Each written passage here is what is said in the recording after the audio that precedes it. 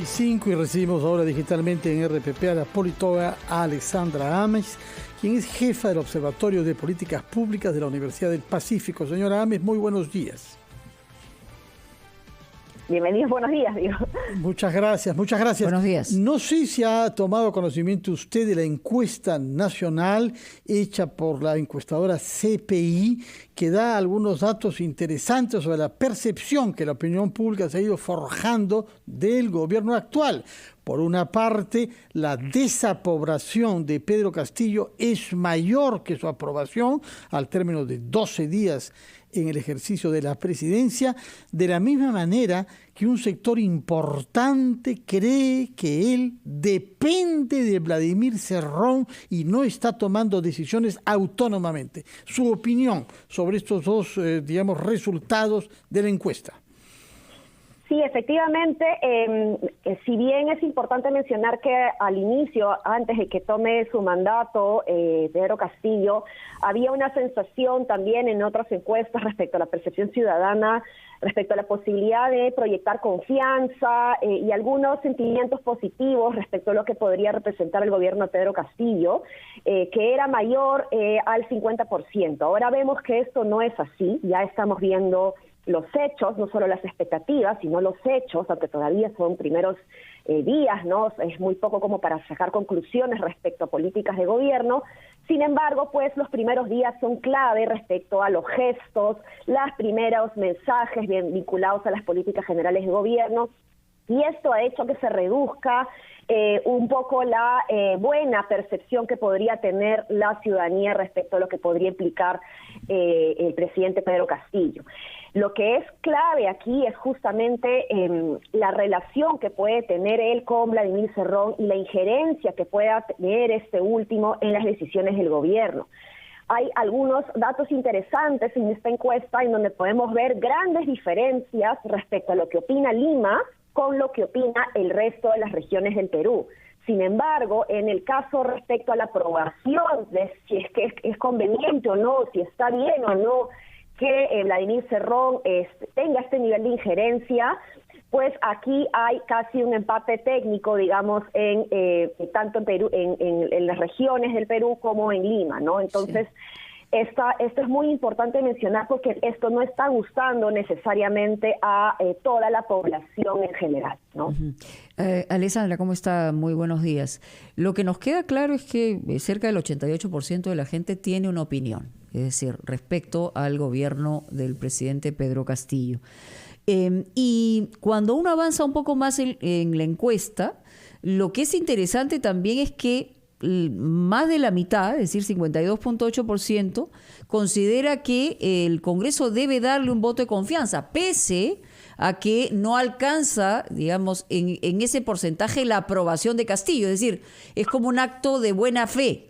Hay que darle la confianza para ver qué más hace. Esa es la lectura que tendríamos. Sí, efectivamente, es un buen punto, porque tampoco hay una gran aprobación al presidente del Consejo de Ministros, y sin embargo se está buscando promover esta aprobación. Pero esta aprobación no es muy alta, ¿no? Estamos hablando de la mitad de la población, que es importante, pero no es necesariamente arrolladoramente alta, digamos, ¿no? Entonces, ahí nos estamos fijando en algunas luces, digamos, que nos está diciendo de que no necesariamente hay una alta percepción respecto a lo que podría significar el gobierno de Pedro Castillo. Señora Ames, usted es especialista en políticas públicas y la buena política pública comienza con los nombramientos buenos, es decir, que sean ejecutadas por funcionarios idóneos, capacitados, que respondan al perfil establecido por la ley. ¿Cuál es su sensación sobre los nombramientos que venimos viendo hasta ahora? Y pienso en particular en algunos de los ministerios más sensibles, como es el del Interior, que tiene un papel decisivo en la lucha contra la corrupción a través de la Policía de Investigación, y en el de Justicia, y también Transportes, naturalmente. Es importante reconocer que el cargo de ministros, si bien es un cargo visto como un cargo político, Lo cierto es que tiene una gran carga de contenido, o debe tener una gran carga de contenido técnico. Y cuando me refiero a lo técnico no me refiero a la experiencia en el sector privado, sino todo lo contrario. Me refiero a la experiencia de la política pública, el manejo, el conocimiento del sector, cuáles son estos problemas públicos que se buscan resolver. Y aquí pues ha generado mucha preocupación, digamos, el nivel de experiencia o preparación que pueden tener los ministros en cada una de sus carteras. Ya particularmente en el caso de seguridad ciudadana, preocupa la renuncia de los viceministros que habían pensado pues que se iban a mantener durante al menos estas primeras semanas, estos primeros meses, para resguardar un poco una transición más tranquila, digamos, de gobierno a gobierno. Y vemos que esto no ha sido así. Y estos dos viceministros, hay que mencionarlo también, son personas bastante capacitadas en las políticas públicas de seguridad ciudadana, sí, conocen muy bien el tema. Entonces preocupa que personas preparadas no quieran quedarse bajo el mando de alguien que estaría tomando decisiones que podría ir en contra incluso de la propia percepción de seguridad. Sí, y hacer algunos paralelos en aprendizaje, ¿no? Uno recuerda, por ejemplo, el 85 al 90, que a sola firma con carné partidario, digamos, tenías más o menos garantizada la posibilidad de ser parte del Estado, con el manejo de presupuestos consecuente.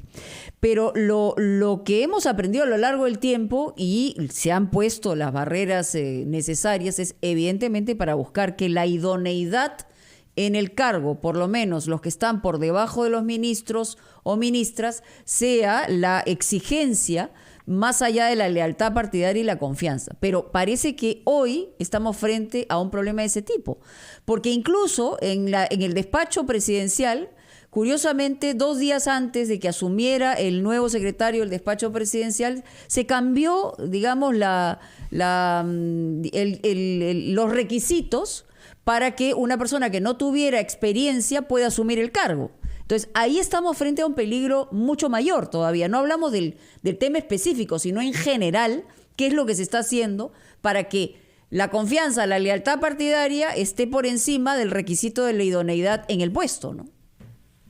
Sí, efectivamente, es un peligro, y nosotros consideramos que de alguna manera corrupción no solamente es aquel quien roba, digamos, o utiliza los recursos públicos a su favor, sino que también es aceptar un cargo para el cual no estás preparado en el Estado.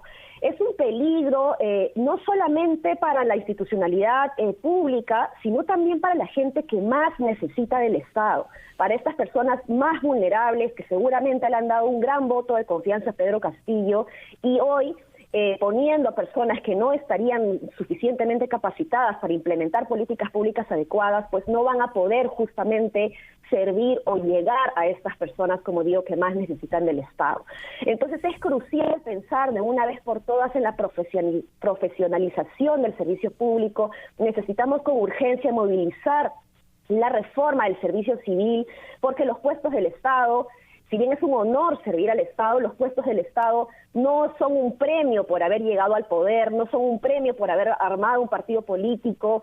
Este nivel de copamiento que nos hizo mucho daño en el primer gobierno de Alan García, justamente, no puede volver a repetirse. Hemos avanzado bastante, hemos tenido retrocesos, pero creo que es sumamente necesario, si se habla de cambios importantes, necesitamos impulsar la reforma del servicio civil. Señora Ames, brevemente quería preguntarle su opinión sobre la gestión que ha hecho el gobierno hasta ahora del ejercicio de la prensa libre y privada, porque hemos visto comportamientos realmente que no tienen precedentes. Durante 2 horas y media que se retrasó la juramentación de los ministros, no entraban periodistas, declaraban que iban a haber coordinación, exprimos al jefe de la policía hablando sobre esto, y hasta el momento no hay un secretario de prensa en la presidenta de la República que pueda ordenar eso.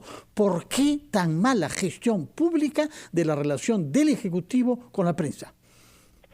hay un gesto ahí que es importante mirar, ¿no? Es como la regla básica número 1 del gobierno. No te puedes pelear con la prensa, tienes que mostrar apertura, justamente, capacidad de diálogo, y no se han dado esas señales necesariamente en estos primeros días. Esperemos que esto pueda cambiar, pero este nivel de hermetismo lo único que hace es jugar en contra del propio gobierno. Entonces todavía se está en una oportunidad de hacer control de daños y mirar hacia adelante.